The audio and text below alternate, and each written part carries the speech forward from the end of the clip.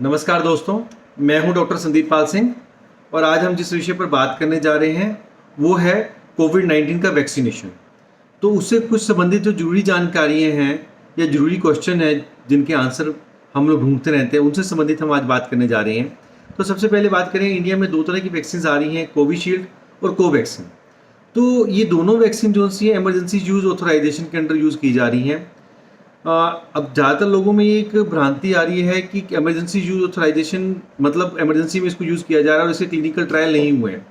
तो सबसे पहले मैं इस बात को क्लियर करना चाहूँगा कि ऐसा नहीं है। कोविशील्ड जो सी है वो थर्ड फेज ऑफ ट्रायल के बाद रिलीज़ की गई है और जो कोवैक्सीन है वो सेकेंड फेज ऑफ ट्रायल के बाद रिलीज़ की गई है। और ऐसा पहली बार भारत में नहीं हुआ है कि इमरजेंसी यूज ऑथराइजेशन का यूज़ किया गया। इससे पहले anthrax, Ebola, H7N9, influenza vaccine, MERS मतलब मिडल ईस्ट रेस्पिरेटरी सिंड्रोम, इनसे संबंधित जितनी वैक्सीन हैं उनके बारे में भी उनको भी जो से इमरजेंसी यूज ऑथराइजेशन दिया गया है। तो सबसे पहले मैं बात करना चाहूँगा कोविशील्ड की, जो सीरम इंस्टीट्यूट ऑफ इंडिया ने बनाई है और जो वायरल वेक्टर बेस्ड वैक्सीन है, टेक्नोलॉजी उसमें यूज़ की गई है। ये पेटेंट टेक्नोलॉजी है एस्ट्राजेनिका की, उसके द्वारा इसको बनाया गया है और इसको इसी तरीके से ही पहले इबोला वैक्सीन भी क्रिएट की गई थी। तो इसमें अगर मैं बात करना चाहूँ, ये बहुत ही सेफ वैक्सीन है। इनएक्टिवेटेड एडिनोवायरस और सेगमेंट ऑफ कोरोना वायरस से बनाई गई है। इसके अलावा इसमें कुछ जो इंग्रेडिएंट्स हैं वो है aluminium hydroxide gel, L histidine hydrochloride और साथ में magnesium chloride, hexahydrate, polysorbate 80, ethanol, sucrose, sodium chloride और EDTA। इनका मिश्रण है जिसके थ्रू ये कोविशील्ड बनाई गई है। ये एक पेटेंट फार्मूला है एस्ट्राजेनिका का, जो इंडिया में सेम कोविशील्ड के रूप में हम देख रहे हैं। अगर हम बात करें कोवैक्सीन के बारे में, तो भारत बायोटेक जो सी है, भारत बायोटेक इसको लेकर आई है, जो अपनी इंडिया की ही एक फर्म है और ये होल वायरॉन इनएक्टिवेटेड कोरोना वायरस है। इसमें जो चीज़ें प्रीवियसली जो वैक्सीन इसके थ्रू बनाई गई है भारत बायोटेक के थ्रू, सेम जो टेक्नोलॉजी इसको इन्फ्लुएंजा, रेबीज़ की जो हम वैक्सीन लगवाते हैं, इन्फ्लुएंजा वायरस की वैक्सीन लगवाते हैं या हेपेटाइटिस A की वैक्सीन लगवाते हैं, इसी सेम टेक्नोलॉजी का यूज जो सा है इन वैक्सीन के अंदर किया गया है। इसके जो चीफ कॉन्स्टिट्यूएंट्स हैं, जो मेन कॉन्स्टिट्यूएंट है इनएक्टिवेटेड कोरोना वायरस को इसमें लिया गया है। एल्युमिनियम हाइड्रोक्साइड जेल जैसे कोविशील्ड में सेम उसका यूज़ किया गया है। TLR7/8 एगोनिस्ट का यूज़ किया गया है। फिनोक्सी एथेनॉल का यूज़ किया गया है और फॉस्फेट बफर सलाइन का यूज़ किया गया है। तो इनके बारे में जैसे मैंने आपको बताया कि ऐसा नहीं है कि इनकी टेक्नोलॉजी जो हम बात कर रहे हैं, टेक्नोलॉजी सिर्फ ऐसा नहीं कि पहली बार यूज़ की गई, इस टेक्नोलॉजी से पहले भी वैक्सीन बनाई जा चुकी हैं। तो ऐसा पहली बार नहीं हो रहा और ये वैक्सीन सेफ है।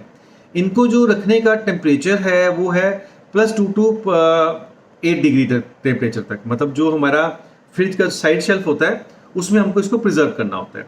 अब बात आती है एडमिनिस्ट्रेशन की, तो हम सब जान रहे हैं कि पहले कोविशील्ड का एक अलग शेड्यूल था, कोवैक्सीन और कोविशील्ड को एक ही शेड्यूल के हिसाब से लगाया जा रहा था। बट अब की बात करें तो अब क्या है कि 6 वीक्स का मिनिमम एक गैप होना चाहिए कोविशील्ड के अंदर, 6 to 8 वीक्स का, और जो कोवैक्सीन है उसको 4 वीक्स के ऊपर लगाया जा रहा है। तो इसकी दोनों की 2-2 डोजेज लगती हैं, ये सभी को पता है कि फर्स्ट डोज और उसकी सेकेंड डोज कोविशील्ड में 6 to 8 वीक्स पे और कोवैक्सीन में 4 वीक्स के गैप पे इसको लगाया जाता है। अब बात करते हैं कि लोगों के मन में बहुत सारी चीज़ें हैं कि इसके साइड इफेक्ट्स क्या क्या हैं। तो मैं कुछ साइड इफेक्ट उनकी बात करूंगा जो कोविशील्ड और कोवैक्सीन दोनों के साइड इफेक्ट्स हैं। तो सबसे पहले पे है कि साइड पे टेंडरनेस, मतलब जिस जगह पे लगाई जाती है, बाजू में ये लगाई जाती है, तो उस जगह पे हाथ लगाने पे आपको दर्द होगा।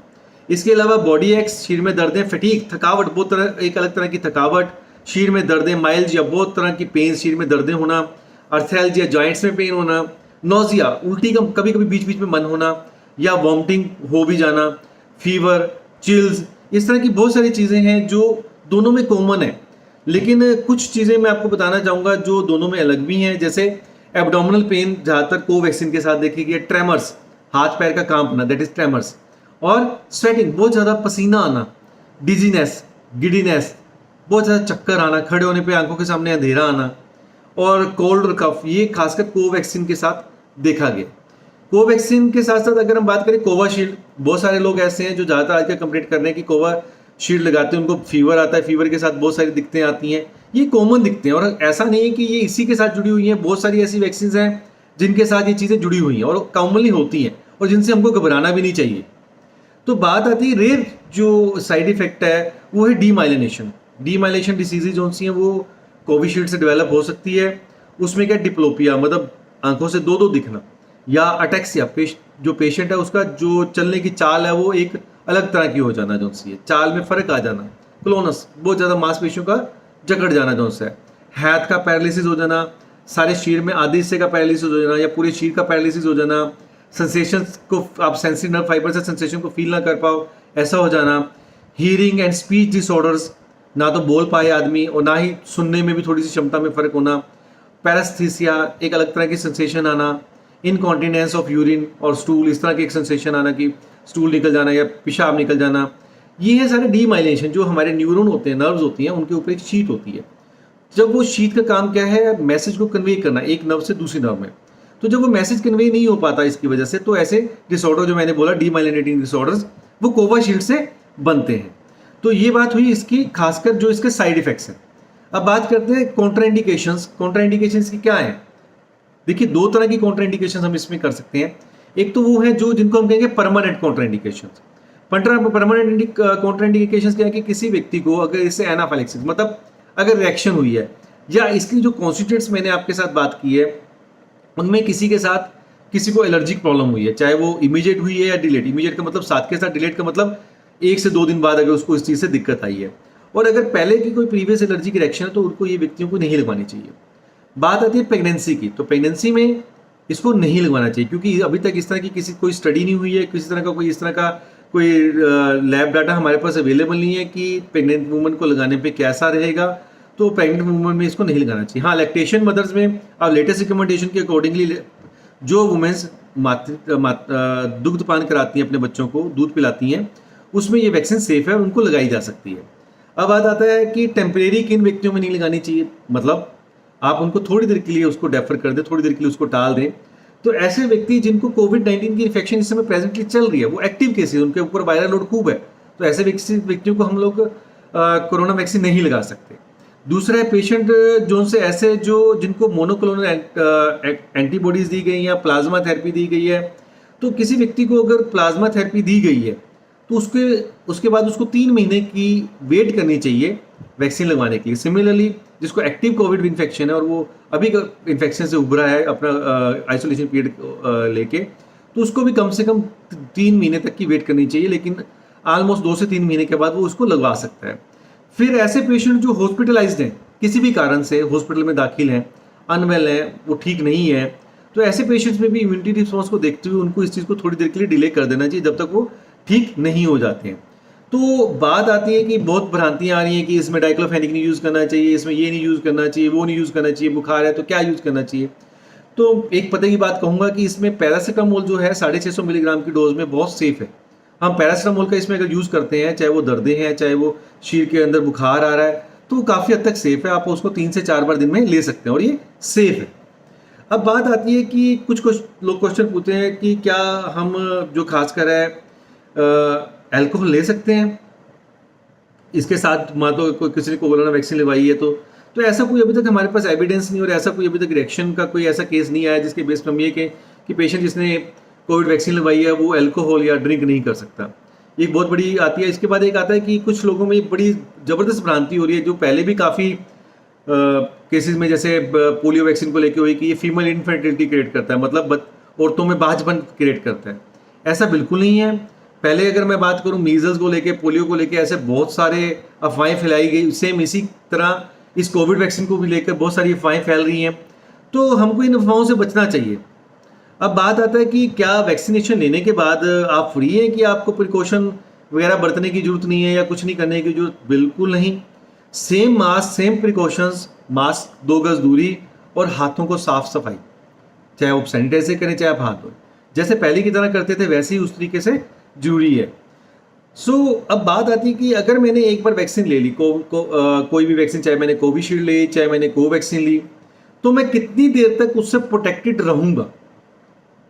तो ये एक ऐसा क्वेश्चन है जिस पे अभी स्टडी चल रही है, लेकिन अगर हम एक जनरल में बात करें तो 8 महीने तक हम लोग मान के चलते हैं।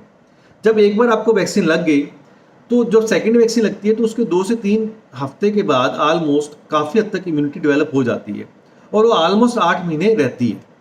तो 8 महीने के बाद क्या होगा, इसके बारे में भी गवर्नमेंट ने गाइडलाइंस जारी नहीं की है कि इसकी कोई फोर्थ डोज थर्ड डोज लगेगी या फोर्थ डोज लगेगी। तो जैसा आगे होगा या कोई और नई वैक्सीन आएगी उसको लगाया जाएगा, ऐसा अभी कुछ भी क्लियर नहीं है। तो ऐसा नहीं है हम ये कहें कि प्रोटेक्शन इसकी काफ़ी अच्छी है, 8 महीने तक है।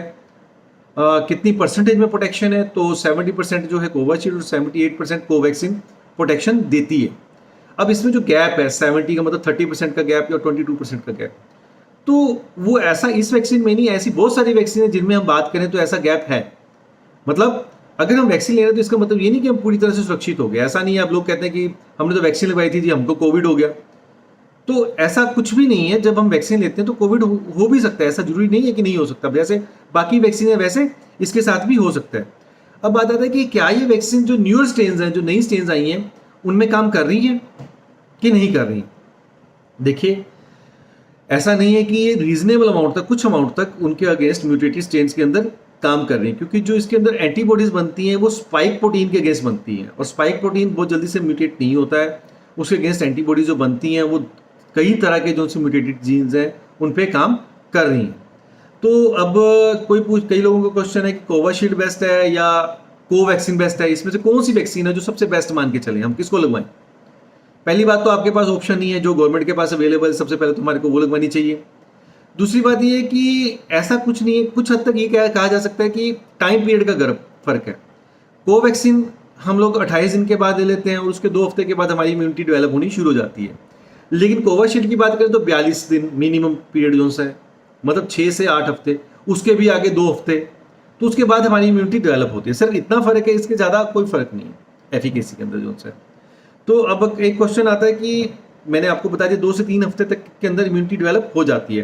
क्या फर्स्ट शॉट से किसी तरह की इम्यूनिटी डेवलप होती है, ऐसा है कुछ बिल्कुल है। अगर एक शॉट भी ले रखा है तो हमारे अंदर 51 to 52% तक इम्यूनिटी डेवलप हो जाती है। तो ऐसा कोई टेस्ट मैं बात करना चाहूँगा, कई लोगों का क्वेश्चन है कि ऐसा कोई टेस्ट है कि बहुत लोग हैं, ऑलमोस्ट अगर मैं इंडिया में गिनती करूँ तो 60 लोगों की एक डेथ रिपोर्ट हुई है टोटल कोविशील्ड या कोवैक्सीन लगाने से। तो ऐसा कोई टेस्ट जो हम इनमें कर सकते हैं, ऐसा है कुछ, बिल्कुल है। CRP creative reactive protein. लेकिन क्रिएटिव रेक्टिव प्रोटीन का ये मतलब नहीं कि किसी व्यक्ति का क्रिएटिव रेक्टिव प्रोटीन बहुत ज़्यादा बढ़ा हो तो हम उसको वैक्सीन अवॉइड करें। कई केसेस ऐसे जैसे रूमेटॉइड आर्थराइटिस है, कई केसेस में या किसी तरह की कुछ सोजिश है उसमें भी CRP प्रोटीन बढ़ जाता है। लेकिन एक नॉर्मल व्यक्ति में अगर CRP प्रोटीन बढ़ रहा है, अगर उसकी वैल्यू 6 से ज़्यादा है, तो ऐसे केस में सोच समझ के लगानी चाहिए या उसको थोड़ा डेफर करके जब तक उसका नॉर्मल आ जाए तब तक नहीं लगानी चाहिए। कहने का मतलब है कि अगर आपको ऐसा लगता है कि व्यक्ति को मोर्बिड कंडीशन, डायबिटीज़ है, शुगर है या इस तरह की बीमारियों, शुगर के साथ साथ कोई हार्ट की बीमारी है, अगर ऐसा कोई व्यक्ति आपके पास है और वो वैक्सीन लगवाना चाहता है तो वो एक CRP एक छोटा सा टेस्ट है, उसको करा के अगर वो नॉर्मल है तो अपनी वैक्सीन लगवा सकते हैं। अब बहुत सारे लोगों का क्वेश्चन है कि जिनको BP की प्रॉब्लम है, शुगर की प्रॉब्लम है, हार्ट की प्रॉब्लम है, या किडनी की बहुत लंबे टाइम से कोई प्रॉब्लम चल रही है, या लिपिड्स की बहुत प्रॉब्लम है, तो क्या उनमें ये सेफ है? बिल्कुल सर, ये बिल्कुल सेफ है। मैंने आपको अभी बताया कि बल्कि ये है ही उन्हीं लोगों के लिए बनाई गई है ताकि उनके अंदर इस चीज़ की प्रोटेक्शन हो सके, क्योंकि वो कोमॉर्बिड कंडीशंस हैं और ऐसे में हमारे को वैक्सीनेशन अवॉइड नहीं करना चाहिए। ऐसी खासकर अगर मैं कहूँ तो ऐसा कुछ भी नहीं है। अगर लिपिड डिसऑर्डर है, हार्ट डिसीज़ है, किडनी डिसीज़ है, डायबिटीज़ है, ब्लड प्रेशर है, तो बल्कि ऐसे मरीजों को जरूर लगानी चाहिए। और अगर ऐसी कोई मेडिसिन, कई लोगों का क्वेश्चन होता है कि ऐसी कोई मेडिसिन जो हमारे को अवॉइड करनी चाहिए वैक्सीनेशन से पहले। कई ऐसे टेस्ट होते हैं जिसमें पहले मेडिकेशन नहीं लेनी चाहिए। ऐसा किसी तरह की इंस्ट्रक्शंस नहीं है, आप जिस तरह की अपनी मेडिकेशन पहले से ले रहे हैं वैसे ही आप ले सकते हैं। कुछ मैं कॉन्ट्रा इंडिकेशन की बात करूँगा। अब कई लोगों के मन में है कि सर ये ब्लड के ऊपर, इसके कोगुलेशन के ऊपर बहुत फ़र्क है क्योंकि जम जाता है, गाढ़ा हो जाता है, तो कोगुलेशन डिसऑर्डर में इसको लें या ना लें। तो पहले तो हमको डिफाइन करना पड़ेगा कि कोगुलेशन डिसऑर्डर किस तरह का कोगुलेशन डिसऑर्डर है।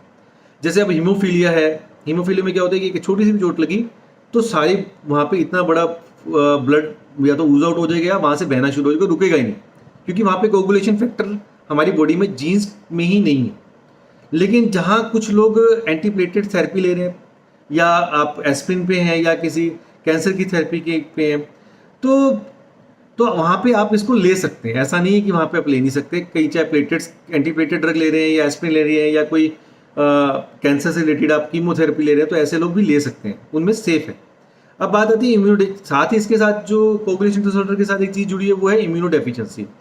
क्या जिनके अंदर पहले ही इम्यून सिस्टम बहुत ज़्यादा वीक है, क्या वो वैक्सीन ले सकते हैं या नहीं ले सकते?